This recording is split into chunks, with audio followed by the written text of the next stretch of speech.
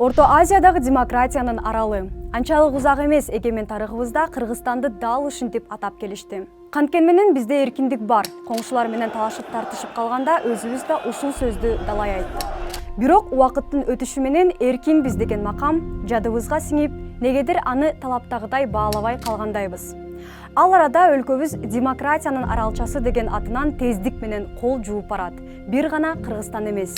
Кыргызстан эркиндик боюнча дүйнөлүк рейтингтерден шуулдаган бойдон ылдыйлап авторитаризмге бет алды. Ал эми жемкорлук жана адилетсиз сот системасы деген көйгөй көз карандысыздыктын 32 жылында өлкөнү коштоп жүрөт. Акыркы жылдары Кыргызстан эркин деген макамынан айрылып жатканына эмне себеп болду? Санап өтсөк. Коммерциялык эмес уюмдар жөнүндөгү мыйзамга түзөтүү киргизип, аларды тынымсыз отчет берүүгө милдеттендиришти. Эми бийлик укук коргоочуларга басым жасашы мүмкүн. Ушул эле максатты көздөгөн Орусиядан көчүрүп келген чет элдик тыңчы мыйзамын кабыл алууга бир нече жолу аракеттеништи. Фейктер тууралуу мыйзам кабыл алынды. Тилекке каршы бул мыйзам бир да жолу фейктерге карата колдонулган жок. Бирок журналисттер менен күрөштө жемишин берип жатат. ЖМК жөнүндө дагы бир мыйзамды сүрөмөлөп жатышат. Ал мыйзамдын жардамы менен ЖМКны каттабай иштөөгө тыюу салса болот. Балдарды зыян маалыматтан коргоо жөнүндөгү дагы бир мыйзам долбоору парламент тарабынан кабыл алынып, президент кол коюшу күтүлүүдө. Бул мыйзамды дагы цензура үчүн колдонууга болот. Бир гана ЖМКдагы макала үчүн эмес, соц тармактагы посттор үчүн дагы. Тизме андан ары да улана берет. Бишкекте митинг өткөрүүгө тыюу салынган, соц тармактагы пост үчүн укук коргоо органдары кармайт, төңкөрүшкө даярданган болушу ыктымал деген негизде иш козголуп, жашыруун тергелет жана башка. Анткени менен өлкө бийлиги Кыргызстанда сөз эркиндиги бар деп кайталагандан тажабайт. Ал эми президенттин жанында жүргөн чиновник Мурат Укушев керек болсо эркиндик менен демократия Кыргызстанга жарашпайт деп айтып келет. Анын оюнда республиканын өзгөчө жолу бул кыязы дүйнөнүн жарымы менен бет карашпай калган кошунасындай жол окшобойбу? Деги эле Кыргызстан менен коңшулан турган өлкөлөрдүн баарында эле ушундай көрүнүш.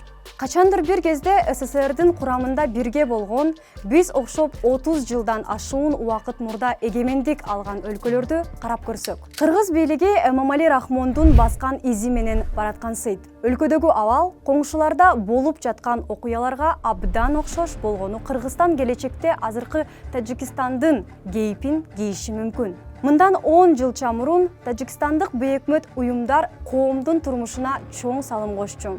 Дыйкандарга билим берүү тармагына колдоо көрсөтүп, жарандардын укугун коргоп, колунда жокторго жардам берип жүргөн.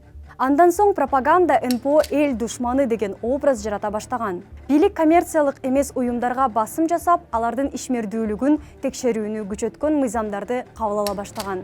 Түрдүү фонддордун кызматкерлери, журналисттер менен блогерлер байма-бай кармалып, ал эми мамлекет ЖМКга иштөөгө тыюу сала баштаган.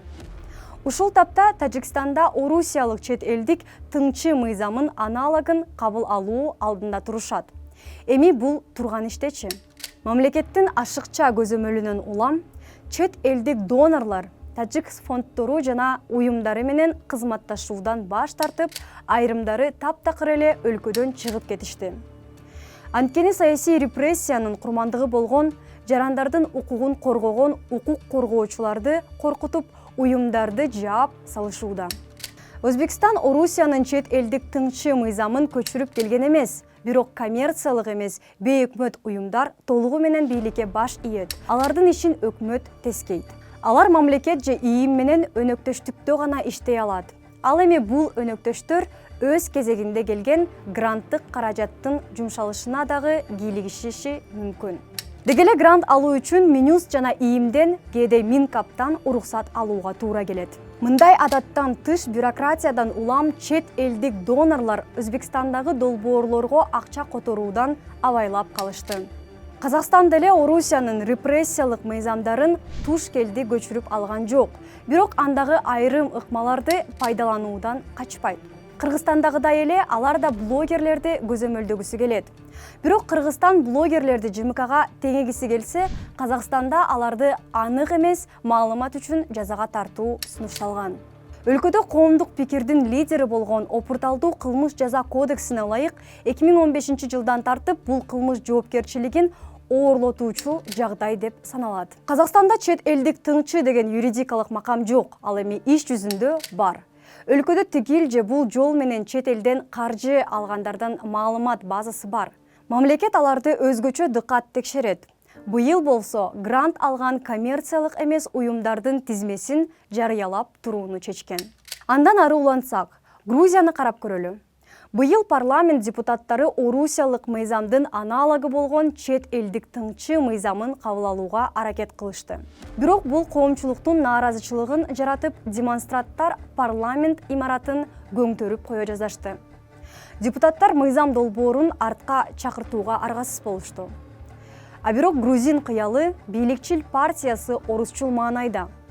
Грузин журналисттери бийлик чуулгандуу мыйзам долбоорун августта адамдар өргүүгө кетип, митингге келбей калганда кайра карашы мүмкүн деп кооптонуп жатышат. Азербайжан коммерциялык эмес уюмдар жөнүндө мыйзамын 10 жыл мурда татаалданткан.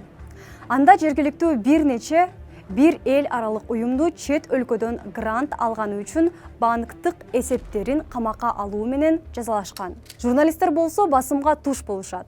Аларга иш козгоп, салык төлөөдөн буйтоого аракет кылды деген сыяктуу айып тагышат. Айрым бир эл аралык уюмдардын өкүлдөрүн өлкөдөн күчтөп чыгарып салышкан. ГС азербайжандык укук коргоочуларга болушкандан кийин өздөрү чыгып кетишкен. Азербайжанда коммерциялык эмес уюмдар эч кандай коомдук иштер менен алектене албайт. Аларга чет элден келе турган гранттын суммасына чектөө коюлган. Ишмердүүлүгүн толугу менен мамлекет көзөмөлдөйт. Эми Кыргыздын качкын президенттеринин бири үй бүлөсү менен байманалуу турмушта күн кечирген Беларусь тууралуу сөз кылсак. Курманбек Бакиев башкарган жылдар журналисттер менен саясатчылардын буйрутма өлүмдөрү менен эсте калган. Бул жагынан Александр Лукашенконун азырынча алмашкыс башкаруусуна окшоп кетет. Ушул тапта Беларусь бийлиги өлкөдөгү баш көтөргөн журналисттерди республикадан качырып же түрмөгө камап тынчытты. Бийликке каршы бейөкмөт уюмдарды террорчулар деп жарыялады. Беларуста керек болсо Польша, Израиль же дагы башка чет мамлекеттерге барам деген жарандарга жардам көрсөткөн уюмдарга да тыюу салынган. Коммерциялык эмес уюмдар бир гана мамлекеттен финансы ала алат. Авторитардык режимде бийликтин кызыкчылыгына иштебеген уюмга эч ким акча бербейт. Беларуста чет элдик тыңчы болушу да мүмкүн эмес. Мындай билдирүүнү бийлик өзү жарыялаган. Ошентсе да пропаганда бийликтин саясаты менен макул эместердин баарына тыңчы деген атты жабыштырганын токтотпой келет. Орусиянын чет элдик тыңчы мыйзамына окшош мыйзам аз убакыт Украинада дагы иштеген. Мыйзамга ошол кездеги президент Виктор Янукович кол койгон. Бирок Евромайдандан өтүп Янукович Орусияга качкандан кийин мыйзам жокко чыгарылган. Евроинтеграцияга багыт алганына карабай, Украина орус тараптарын бастырып кирүүсүнүн шартында жарандык эркиндиктин бардык эле эрежелерин кармап жаткан жок. Мисалы, аларда коллаборанттар жөнүндө мыйзам кабыл алынган. Ага ылайык агрессор менен кызматташканы үчүн 15 жыл абакка камоо жазасы күтөт. Бир карасаң туура эле, бирок БУнун адам укуктары боюнча жогорку комиссариаты андагы түшүнүктөр так эмес, бүдөмүк жана субъективдүү экенин, айыбы жок адамдарга өлүмгө тетек эсепети тийип калышы мүмкүндүгүн айтышкан. Ошондой эле согуш башталгандан кийин Украинада журналисттердин ишине чектөө киргизген. ЖМК жөнүндө мыйзам кабыл алынган. Молдова постсоветтик чөлкөмдөгү көзгө басар жарык жылдыз. Орусия экс-президент Игорь Додон менен олигарх Илон Шордун жардамы менен мамлекеттин саясатына тикелей кийлигишип жатса да, демократиялуулугун сактап келе жатат.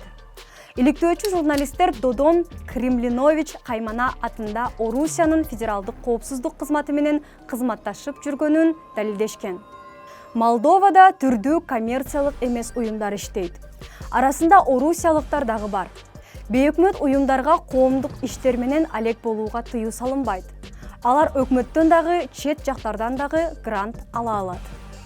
Бир нече өлкөнүн, анын ичинде Кыргызстан, Грузия жана Орусиянын бийлиги чет элдик тыңчы мыйзамын киргизүү аракетинде АКШ, Израиль жана Австралиядагы ушуга окшош мыйзамдарга таянышууда. Бирок бул манипуляция. Израиль менен Австралияда аталган мыйзамдар иш жүзүндө колдонулбайт. Ал эми АКШда ФАРА мыйзамы таптакыр башка жөнүндө. Ал чет элдик компаниялардын кызыкчылыгын мыйзамсыз сүрөмөлөө менен күрөшүүгө багытталган жана Орусиядагыдай бийликке каршы чыккандарга карата колдонулбайт.